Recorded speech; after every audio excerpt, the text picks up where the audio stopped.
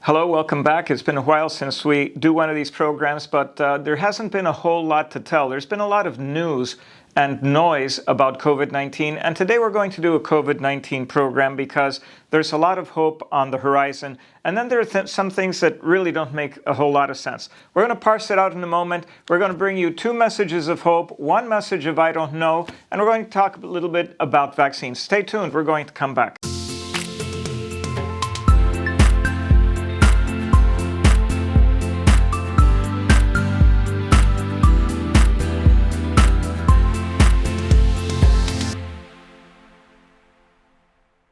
Hello, thanks for coming back. This is Dr. Oscar Hernandez, board-certified internist and practicing pediatrician. There's been a lot of hype and noise in the news about COVID-19. It's the way it is right now. We're currently in the middle of another blip up, as we would expect. In the fall season, we expected to see some increased numbers in COVID-19, and that's exactly what's happening. We're doing this program in early December, and here in the state of Florida, we're seeing a case positivity rate about 8.5%. Which is a rise from previous levels, and everybody's pulling their hair out. And certainly every case of COVID-19 and every death is a tragedy. But remember, we've seen worse days than this in the state of Florida. We've had 12% case positivity rate in the past. So we're not seeing as bad of a rise as we were in the past. But even in the middle of this rise, there's reason for hope. And since we last aired the program, we've had two new developments in terms of treatment for COVID-19, real treatment for COVID-19. The New England Journal of Medicine in November of this year had two articles, one about hydroxychloroquine and the other one about hydroxychloroquine. And even though there were great expectations for hydroxychloroquine early on, and I was one who was talking about some of the possible benefits of hydroxychloroquine, these two articles, one reviews the effect of hydroxychloroquine in hospitalized patients with COVID-19, and the other one, hydroxychloroquine with or without azithromycin in mild to moderate COVID-19. Mild to moderate COVID-19 infections are generally not in the hospital. These are people who are out and about doing their isolation in the community. Well, guess what? There was really no statistical improvement when we gave one combination or the hydroxychloroquine alone in either of these studies. And really, it's pretty definitive right now. We have better things to talk about than hydroxychloroquine, which brings me to today's commentary. There are two things that have recently been approved by the FDA. Actually, the correct verbology is not approval. The correct verbology is authorized, and that's under emergency use authorization by the FDA. In mid to early November, we had two medications that were authorized under emergency use authorization by the FDA for the treatment of patients who are infected with COVID-19. We're going to very quickly parse out those articles because this is a short program. So we're going to start with the medication that we can use in outpatients. Yes, folks, that's right. To this time, we have nothing in terms of medication to offer patients who are infected with COVID-19. But now that has changed. In early November, the FDA approved what is lovingly called BAM. Now, the reason it's lovingly called BAM is that the full name is very difficult to pronounce, and there is no trade name to this. So right now we're using only the generic name, and it's bamlanivimab. Bamlanivimab. All right, so it's a difficult name, but we just lovingly call it BAM. What is this medication and what does it do?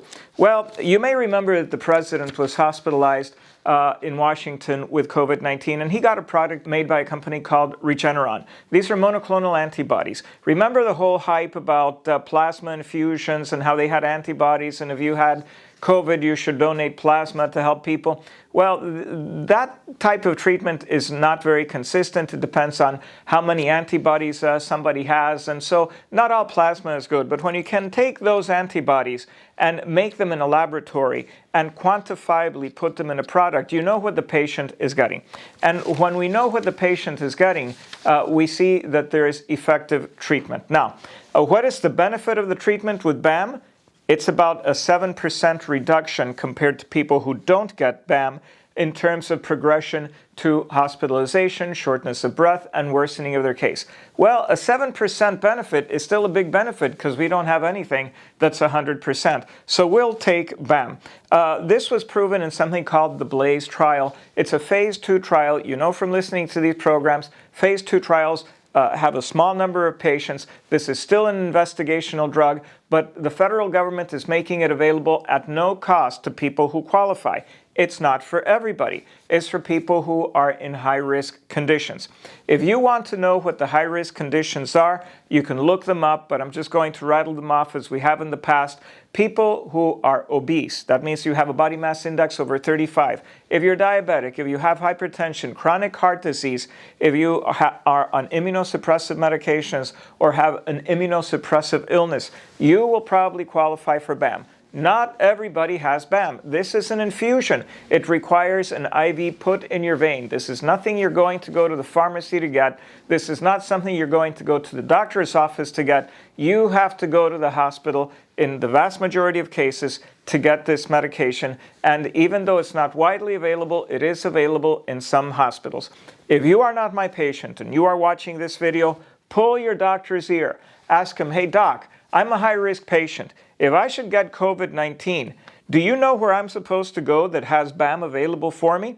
Oh, and doc, do you have the criteria that I should go with in my hand to the urgent care or emergency room in order to get this fast? Oh, and doc, it only works in people who we know have COVID-19. So do you have a rapid COVID-19 test in your office that we can do quickly, get a 10 or 15 minute result, and I can rush on over to the emergency room or urgent care to get this product?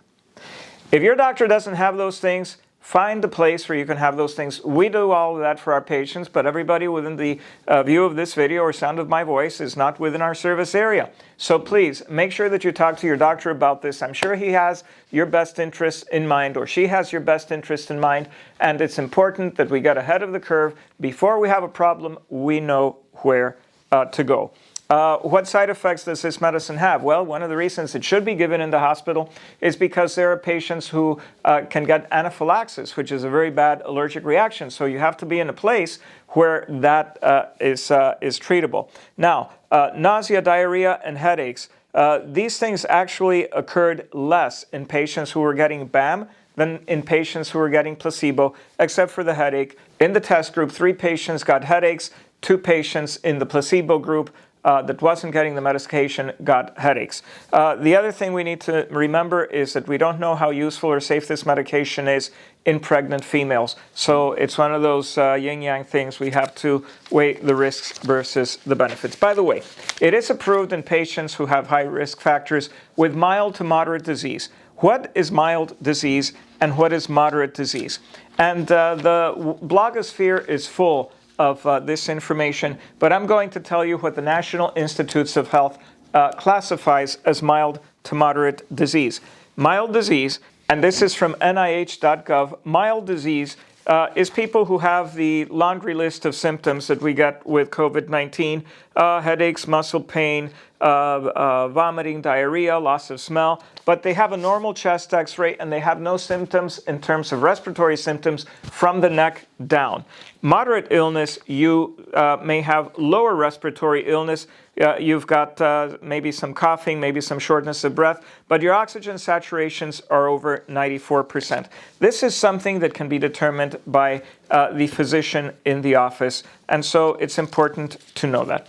I'm going to talk about something else that works. I said we had 2 things that work, 1 thing that may not work, and we've gone over hydroxychloroquine also. If you wind up in the hospital, we now have baricitinib. This is a medication that is known under the trade name Olumiant, O-L-U-M-I-A-N-T. And we had the adaptive trial that was also used by the FDA in late November to approve this medication in patients who are in the hospital. And what we do is we combine it with remdesivir, an old word that many people are now familiar with. Remdesivir is an antiviral drug. But when you combine these 2 medications, the likelihood of leaving the hospital earlier and getting better a whole lot faster is fabulously improved. So we also see what we did not see with remdesivir, which is a mortality benefit. When you use both medications, there is a decreased risk of death if you are a hospitalized patient with COVID-19. The people who had this combination and wound up on a ventilator had a 23% risk of death. Those who did not use the combination and used remdesivir only had a 28% risk of death. Anyway, we don't want anybody dying from this illness, which brings me to my other point, which is the study that was published in Annals of Internal Medicine. This is a Danish study that is published in this journal in November. This is a highly criticized study, but let me tell you why I want you to talk about this at home with your friends and your relatives, because it has to do with mask use. This is a study that was done in Denmark, and they took 3,000 patients or so, and they analyzed whether these patients, if they wore a mask, did any better in terms of COVID infection compared to another group of about 3,000 patients also who did not wear a mask. So we had a group, to be precise, of 3,030 patients who were asked to wear a mask, and we had another group of 2,994 patients who were asked not to wear a mask. What was the difference in terms of numbers of cases of COVID-19 between one group and another? Well, statistically speaking, there was no difference. Now, I am an advocate of masks, but let me remind you that this study in Denmark shows that between patients who were wearing a mask, a surgical mask, not just a little cloth mask, not a face covering, but a surgical mask, those little blue pleated things that you see people wearing, among those who were wearing it and those who were not wearing it, there was no difference essentially in the number of cases reported. To be exact, there were 42 cases in the people who were wearing a mask. There were 53 cases in those who were not wearing a mask. Not statistically significant, very, very similar numbers.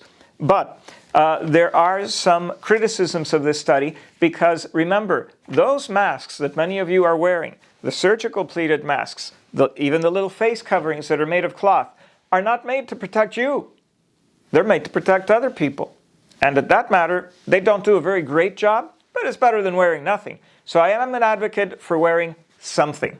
But if we're going to pick something, folks, pick the best. Pick an N95 mask. They're available in our office for our patients. They're available all over the internet. Wear a properly fitted N95 mask. You can tell if it's properly fitted in general. There are some complicated ways of figuring this out. But in general, if you wear it and the mask buckles in when you breathe in, it is properly worn. And even this is not 100%. Remember, it's an N95 because it protects you 95% of the time. The other 5% of the time, things are going to get through.